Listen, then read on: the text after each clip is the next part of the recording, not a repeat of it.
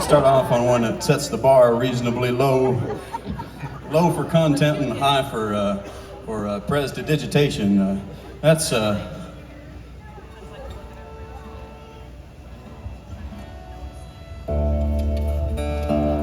one goes differently every time I do it. That's one of my favorite ones to start off with. That's how you know you found something good in life. It's different every time you do it, and you still like it, you know.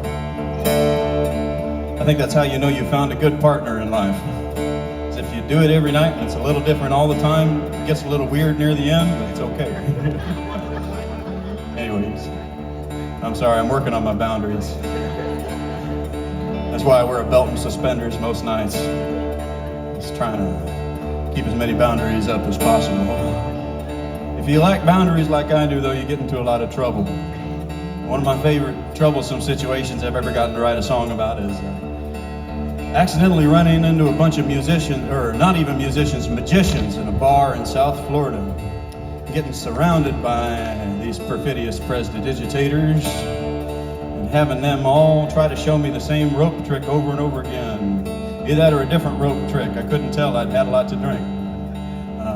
Suffice to say that my least favorite kind of people are the people that try to trick you. So there were 4 or 5 magicians around me. And I got to thinking, because I was pretty deep in my cups, that this is a pretty sad profession. That, all the places that magicians had to perform are all gone. And they got to do things in bars now. And then I got to thinking that I, as a bones-playing folk singer, have no place to perform except for bars. And I got to thinking that might be pretty sad. And I got to thinking I wanted to write a song that was for all the people with weird professions out there that don't amount for much in the 21st century. This is called Tulsa's Last Magician.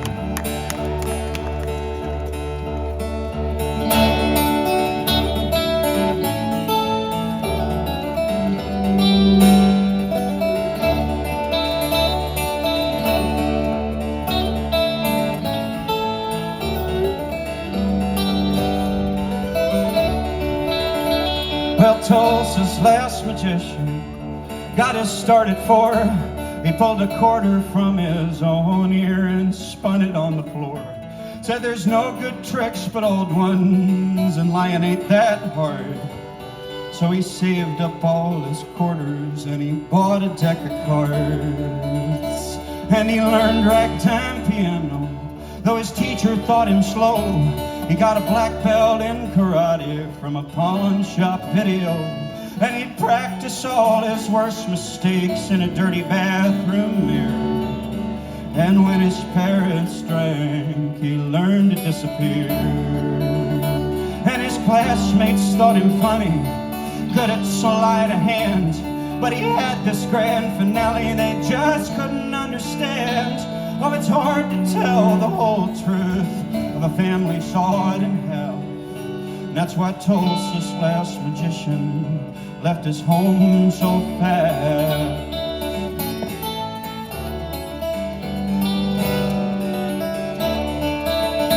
Well, down and out in Reno, gone broke in Santa Fe, turning tricks on Los Sueñeros out in California.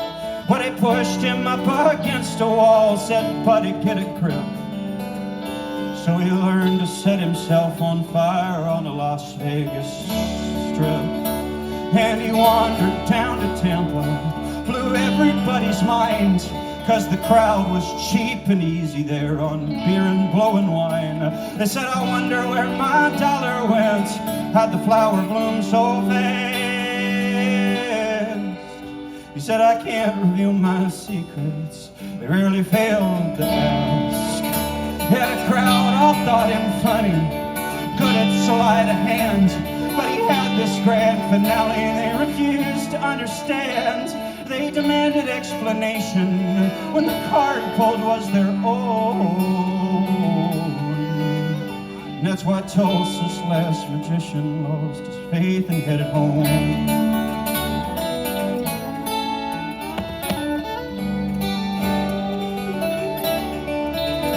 Well, he said he'd learned computers like his second foster dad, and free range all the rabbits that were living in his hat. His investments all went swimmingly, he had the cash on hidden strings. His promotions were a certainty, could make the numbers sing.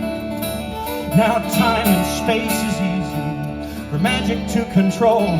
Still it was 40 years of working before he noticed he was old. Now his great escape and act is just untying both his shoes. And most days he's in his easy chair yelling at the news.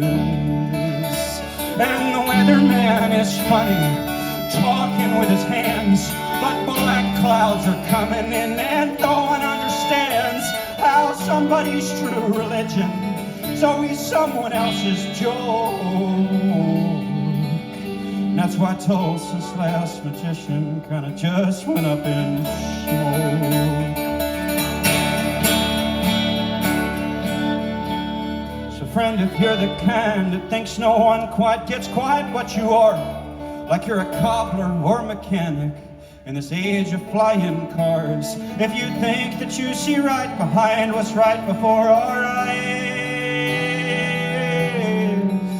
you might be a small town's last magician in disguise. And we need you to be funny and be good at sleight of hand, 'cause there's a grand finale we can't hope to understand. And there's a 1 in 52 chance it's real magic and it's true. Won't you please help us believe? Won't you please help us believe in you?